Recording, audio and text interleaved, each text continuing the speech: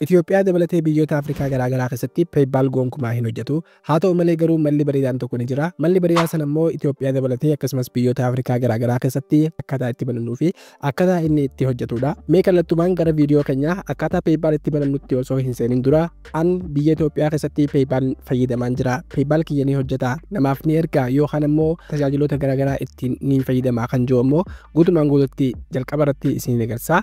An PayPal guutumaan guututti waggaa lama dura banadheetiin jira hanga ammaatti itti fayyadamaatiin jira affiliate marketing akkasumas aappii garaagaraa irraa maallaqa hojjechuu domain name garaagaraa bituu fi kanneen kana fakkaatan irratti hojjechaatiin jira. Mee jalqaba irratti keessa isaa seenee guutumaan guututti haa isin agarsiisu. Jalqaba irratti PayPal kiyyaniin seenaa. Kunoo akkuma agartan kun keessa PayPal kiyyaati. Baalaansii hanga kana gubbarraa qaba. Jalqaba irratti activity yookaan ammoo gochaan as keessatti hojjechaa jiru maallaqaan fudhadhee fi akkasumas wantoota garaagaraa bituudhaan waan itti fayyadamaa jiru isin agarsiisa. Jalqaba irratti isa wallet jiru kana ni filadha. Isa wallet jiru kana gaafa filadhu wantoota lama gubbaa kan irratti naaf fida. Wallet fi akkasumas activity isa jiru naaf fida jechuudha. Amma maaliin filadha isa activity jiru kana yeroo filadhu kallattumaan wantoota an hojjechaa keessatti hojjechaa turee fi hanga ammaatti hojjechaa jiru guutumaan guututti haala kan naaf fida. Akkuma agartan Digi24 yookaan immoo Digi Store irratti affiliate marketing kiyyaan jechuudha. PayPal kiyyaan wal qunnamsiisuuf akkasumas kafaltii garaagaraa achiin fudhachuudhaaf wal qunnamsiiseetiin jira. Inni itti aanu immoo Namecheapidha. Domain name garaagaraa bitaatiin jira. Akkasumas maallaqaan an kallattumaan hojjedhee fi akkasumas appilikeeshinii garaagaraatii fi wantoota garaagaraa irraa hojjedhee kallattumaan haala kanaan asirratti deposit godhadheetiin jira. Akkuma agartan kanatti kallattumaan maallaqa fudhachuusaa maallaqa ni fudhata akkasumas namaafis ni ergaa jechuudha. Hanga ammaatti PayPal kana guutumaan guututti waggaa lammaffaatiif fayyadamaatiin jira. Guyyaa irraa ammoo step by stepidhaan akkamitti PayPal akkanaa haala kanaan Itoophiyaa dabalatee biyyoota Afrikaa garaagaraa keessatti akkasumas biyyoota Arabaa takka keessatti gonkumaa hin hojjetu. Mala kana fayyadamuudhaan guutumaan guututti barattanii maallaqa fudhachuu fi namaa erguu akkasumas gara baankii erguu fi kallattumaan wantoota garaagaraa ittiin hojjechuu dandeessanii viidiyoo irraa keessatti ammoo step by stepidhaan akkamitti akka banannuu fi wantoota hunda wal duraa duubaan isin agarsiisa. Viidiyoo kana keessatti iccitii adda addaa waan isin agarsiisuuf obsaan hanga dhumaa daawwadhaan affeerraa kootii gara viidiyoo. Amma kallattumaan gara barnoota keenyatti akkaataa PayPal itti banachuutti yeroo seennu steepii kana sirriitti hordofuudhaan nafaana bu'aan isin jaa. Steepii amma isin agarsiisu tokko dogoggorraan PayPal keessan akkaataa itti kiliik godhattan yookaan ammoo isin daangeessuu mala. Kanaafuu viidiyoo kana keessatti steepii isin agarsiisu jalqaba sirriitti hordofuudhaan itti aansuudhaan ni banattanii. Jalqaba irratti wanti isin gootan Play Store keessan seentanii namoonni bilbila Android fayyadamtan yookaan ammoo warroonni iPhone fayyadamtanis Apple Store seenuudhaan aappii jalqaba isin agarsiisu kan buufattanii. Jalqaba irratti kallattumaan Play Store kiyya nin seenaa. Fakkeenyaaf bilbila kiyya Android waan ta'eef an Play Store nin seenaa. Isin warri iPhone fayyadamtan ammoo Apple Store seenuu dandeessanii.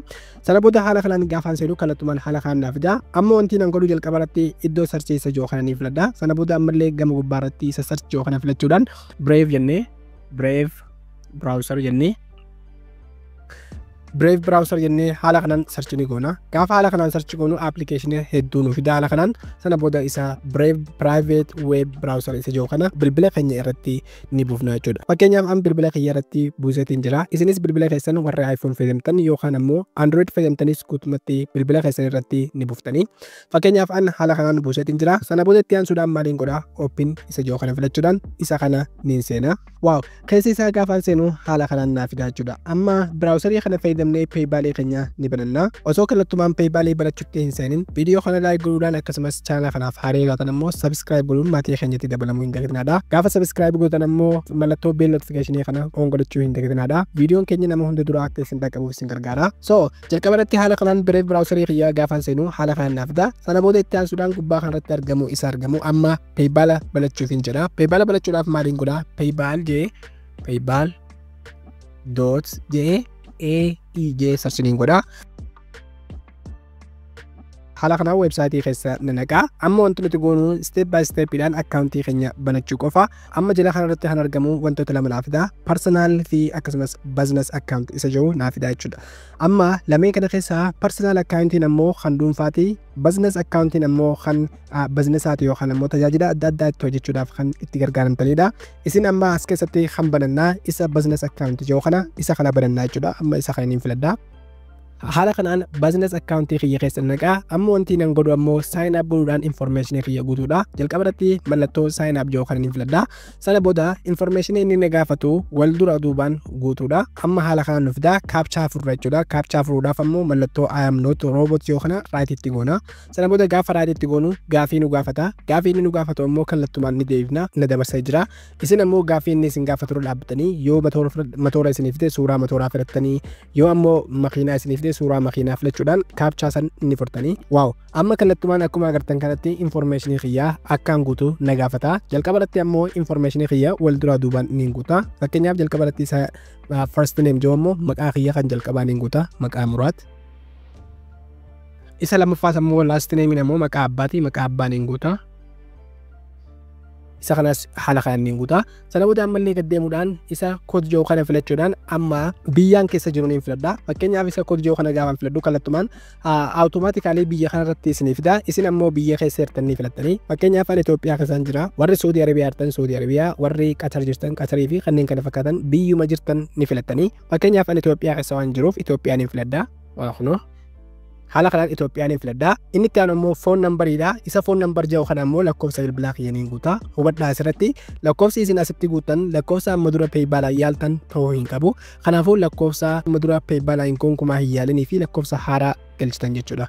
Fakkeenyaaf isa kana lakkoofsa kan hin guuta. Fakkeenyaaf al lakkoofsa kiyyaa haala kanaan guuteetiin jira. Warroonni Itoophiyaa keessa jirtan lakkoofsa gaafa guutan ammoo warri lakkoofsa Itiyoo Telekoom qabdan 9 irraa galtanii warri ammoo safarii qabdan ammoo 7 irraa galtan jechuudha. 0 irraa dhistanii. Sana boodaan haala kanaan guuteetiin jira. Koodii tiyyaas koodii biyya tiyyaa yookaan ammoo koodii biyyaan keessa jiru Itoophiyaa filadheetiin jira. Warri biyya biraa jirtanis haala kanaan filattanii.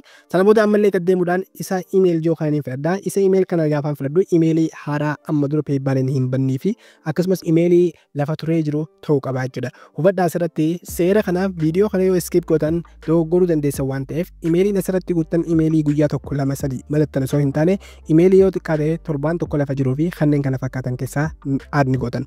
Fakkeenyaaf an emailii lafa turee jiru niin qaba ittiin guuta. An haala kanaan guuteetiin jira. Sana booda ammallee gaddeemuudhaan maal gootan isa password jiru kana passwordii keessan ni guuttanii. Passwordii gaafa asirratti guuttan ammoo seera 3 jalaa kana sirriitti hordofuu qabdanii.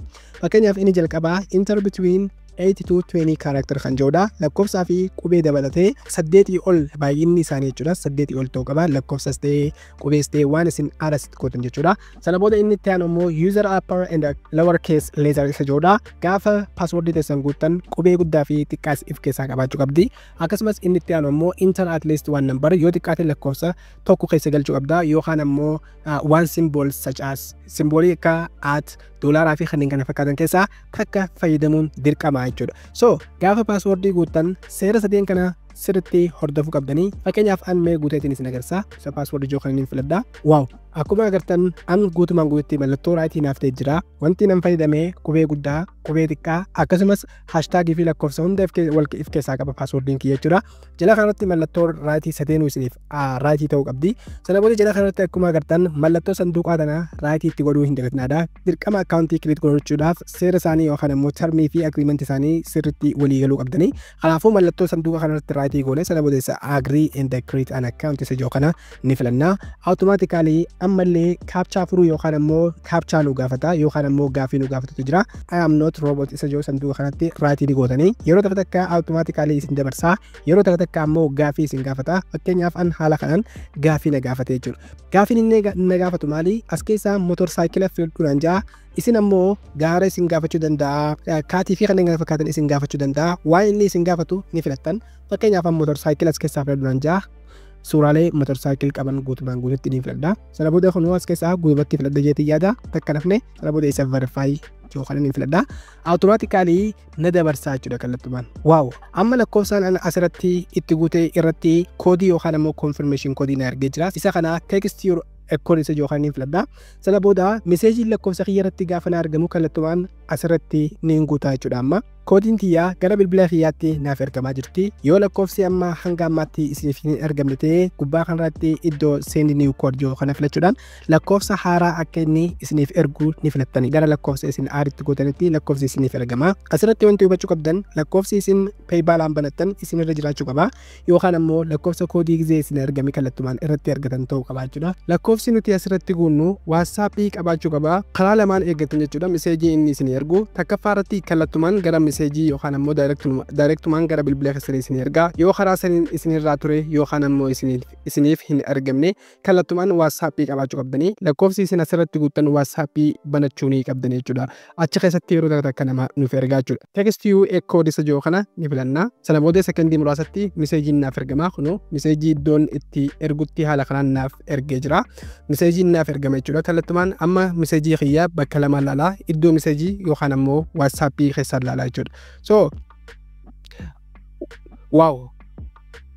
wow message ndiye kallattumaan naaf ergamte jirti kunu haala kanaan OTP kiyya haala kanaan naaf ergamee jira. 8,800 fi dimension jechuudha. 8,800 25 haala kanaan naa dhufee jira jechuudha. Kunoo guys kallattumaan WhatsApp kiyya keessatti naaf ergamee jira. Kunoo WhatsApp kiyya isa kana WhatsApp kiyya keessatti message kallattumaan naaf ergamee jira. Sanaafuu kallattumaan message kiyya ni guutaa jechuudha. Sana booda lakkoofsa kiyya haala kanaan guuteetiin jira. Sana booda isa submit yookaan hin filadha. Message kiyya haala kanaan naaf fudhatee jira jechuudha. Amma kallattumaan amma seera isaan nagaafatan yookaan ammoo waan isaan nagaafatan tartiibaan ni guutaa. Amma sirriitti hordofuu qabdan iddoo kana jechuudha. Sana booda gaddeemuudhaan isa let's go isa jiru kan ni filattanii. Isa kana gaafa filattan information keessan haala kanaan isin gaafata. Jalqaba irratti before we start which describe you best kan jedhudha. Haala kanaan information garaagaraa nu gaafata. Jalqaba irratti wanti isin gootan isa individual seller jiru kana ni filanna. Isa kana gaafa filannu wantoota jalaa kanatti nuti daa sana booda isa business yoo kana filachuudhaan amma asirratti maal gootan isa individual godhachuu hin dagatinaadha gaafa kana filattan jechuudha. Sana booda gaddeemuudhaan isa next yoo kana ni filanna isa next. Amma akkuma agartan information kiyya tartiibaan haala inni nagaafatuun ni guutaa jechuudha. Asirratti wanti hubachuu qabdan namni kamiyyuu ID yookaan ammoo paaspoortii qabaachuu qabdanii maqaa paaspoortii keessan irra jiruu fi akkasumas bara dhalootaa isa sirrii ta'e guutuu qabdanii jalqabaatti fakkeenyaaf kiyya awutomaatikaalii jalqabaatti gaafaan guutuu Muraad Abdurrahman jee haala kanaan guuteetiin jira. Yoo sirrii ta'e ni dhiistanii yookaan ammoo irra deebitanii ni sirreeffatanii fakkeenyaaf kiyya haala kanaan sirrumatti naaf kaa'amee jira awutomaatikaalii jalqaba waan hin guuteef jechuudha guys. Inni itti aanu immoo isa bara dhalootaati. Bara dhalootaa keessan yookaan ammoo birthday keessan guutumatti isa sirrii ta'e ni guuttanii fakkeenyaaf warri ID qabdan ID irraa warri paaspoortii qabdan immoo paaspoortii keessan irratti akka jirutti ni guuttanii fakkeenyaaf jalqaba irratti day kan jiru an haala kanaan tartiibaan ni guutaa. Fakkeenyaaf bara kiyyaa akka ID irra jiru yookaan ammoo paaspoortii kiyya irra jiruun haala kanaan ni guutaa. Sana booda ammallee gaddeemuudhaan isa kana what is your nationality kan jiru ammoo nationality keessan isa sirrii filattanii fakkeenyaaf nationality kiyya biyya keessan jirtan yookaan ammoo paaspoortii keessan yookaan ammoo ID keessan irra kan jiru ni filattan fakkeenyaaf Itoophiyaa. Fakkeenyaaf kiyya haala kanaan Itoophiyaa filadheetiin jira. Isin ammoo warri biyya biraa jirtan warri Saudi Arabiyaa jirtan Saudi Arabiyaa warri Qatar jirtan Qatar fi kanneen kana fakkaatan filattan yoo ID keessan irra yookaan ammoo paaspoortiin keessan lammummaan keessan biyya achi ta'e yoo ammoo biyya ID keessan kara biyya Afrikaa keessa ta'e biyyuma jirtan san ni filattanii sana booda lakkoofsa bilbilaa kiyya haala kanaan kan jalqaba verify godheetiin jira. Haala kanaan awutomaatikaalii naaf guutee jira. Isa gaddeemu ammoo inni itti aanu ammoo what is your residential address isa jedhu kadha. Inni kun ammoo baay'ee murteessaadha guys. Amma isa kana kan eessaa guunaa kan biyya biraa guunaa jechuudha. Amma fakkeenyaaf PayPal keenya UAE irraa guutu jirra waan ta'eef kanaafuu isa UAE ni guunaa jechuudha. Kana argachuudhaaf eessaa deemnaa as keessaa ni baanaa. As keessaa boodaan Chrome yookaan ammoo browserii kan biraa tokko ni seentanii fakkeenyaaf an Chrome ni fayyadama. Chrome haala kanaan ni seenaa. Chrome keessa seenuudhaan amma adreesa UAE ni fudhadhaa jechuudha. Akkamitti akkam fudhadhu ammoo tartiibaan amma isin agarsiisu kana sirriitti hordoftu. Waaw amma haala kanaan browserii kiyya seeneetiin jira. Sana booda maaliin godhaa gubbaa kanarratti sarchii iddoo jettu kanarratti maaliin barreessaa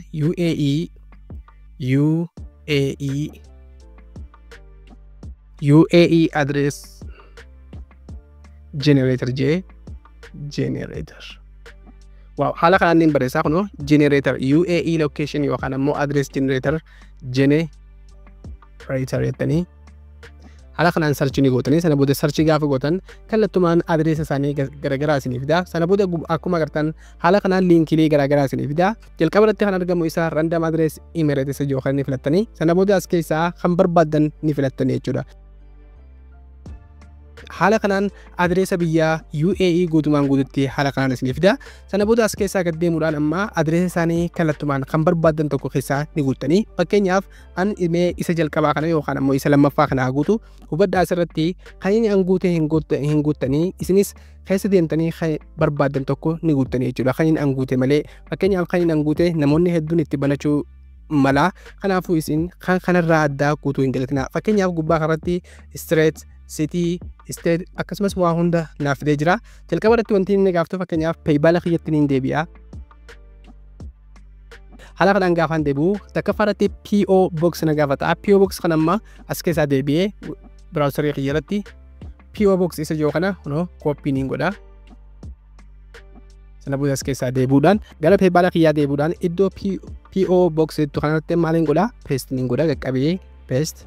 Wow. Isa kana paste godheetiin jira. Ammallee fayyaatti aanu immoo additional information isin hin geenye kan inni dhiistanii sana booda isa city jiru kana ni filattanii isa city jiru kana deebitanii ammallee gara PO box keenyaan deebina. Isa city jiru kana Dubai copy kanallee Dubai godhadhee sana booda as keessaa deebi'uudhaan Dubai. Wow. Ammallee isatti aanu kana maal jaa please provide state isi jiru kana back irraa godhuudhaan ammallee browserii kiyyaa seena. Browserii kiyyaa kana gaafaan seenu as keessaa provide state yookaan immoo areaan isaa immoo Dubai jaa fakkeenyaaf kun akkuma agartan isa Dubai jiru kana as keessaa deebi'ee gara PayPal kiyyaa deebi'ee isa kana maaliin filadhaa? Dubai niin filadhaa. Wow, kana Dubai.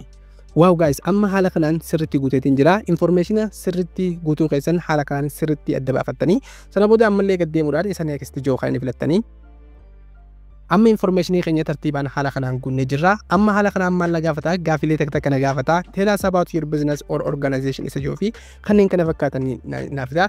Sana booda gad deemuudhaan business name gubbaa kanatti just use your full legal name kan jiru fayyadamuu ni dandeessanii. Fakkeenyaaf mallattoo raadii kana yoo fayyadamtan maqaa keessan guutummaatti add ni godha. Yoo barbaadan ammoo business kan barbaadan maqaa keessaniin add ni gootanii kan barbaadan jechuudha. Inni itti aanu ammoo what is your business registration number isa jiru ammoo dhiisuu dandeessanii.